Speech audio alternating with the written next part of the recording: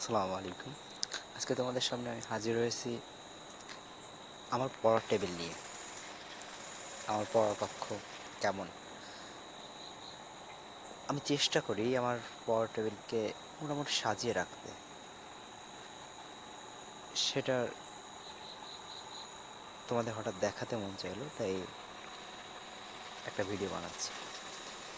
তোমরা দেখতে পাচ্ছ আমার পড়ার টেবিল মোটামুটি সাজানো থাকে এবং সে টেবিলে বেশি বই থাকে না।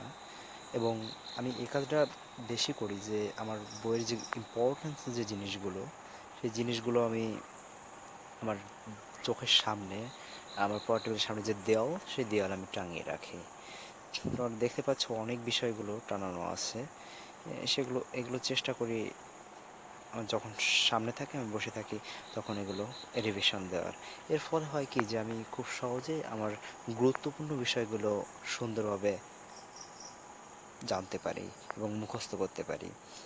দেখতে পাচ্ছ প্রত্যেকটা বিষয়ে আমি খুব সুন্দর এবং সহজ ভাষায় আমার সামনে টাঙিয়ে রেখেছি, যেন আমি আমার কার্যবিধি সম্পর্কে এবং আমি পড়াশোনা সম্পর্কে এবং গুরুত্বপূর্ণ বিষয় সম্পর্কে সুন্দরভাবে জানতে পারি।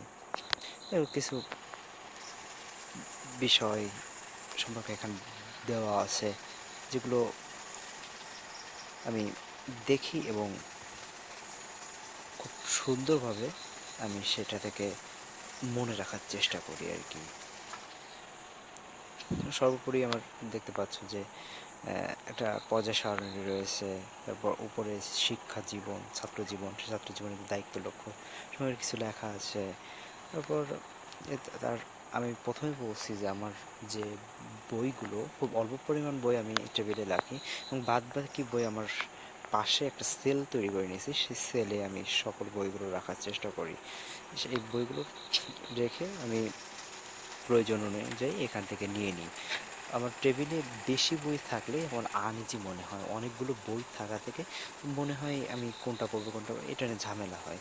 আর দেখতে পাচ্ছ যে আর টুপি রয়েছে, আমি যেহেতু মুসলমান, আমি টুপি আমার প্রয়োজনে, তোমরা সকল মুসলমান, তোমরাও টুপি দিয়ে নামাজ পড়ার চেষ্টা করবা, টুপি কাছে রেখে দেবা যেন নামাজ পড়তে মন চায়। দেখতে পাচ্ছি আমার হিসাবের খাতা। হিসাবের খাতা আমি আমার দৈনিক হিসাব লিখে রাখি তারিখ দিয়ে, যে আমার কতটা আর্নড হলো কিংবা কতটা ব্যয় হলো, সে হারটা কেমন, এটা আর কি।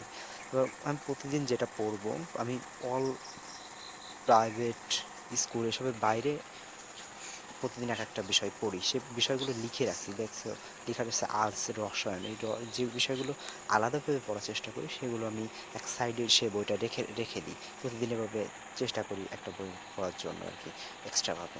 এবার দেখতে পাচ্ছি এটা আমার নোট খাতা। এখানে আমি রুটিন লিখি, প্রতিদিন সকালে উঠে নামাজ পড়ে আমি আমার রুটিনটা লিখি যে আমি আর সারাদিন কী করবো, এই নেমে চলি।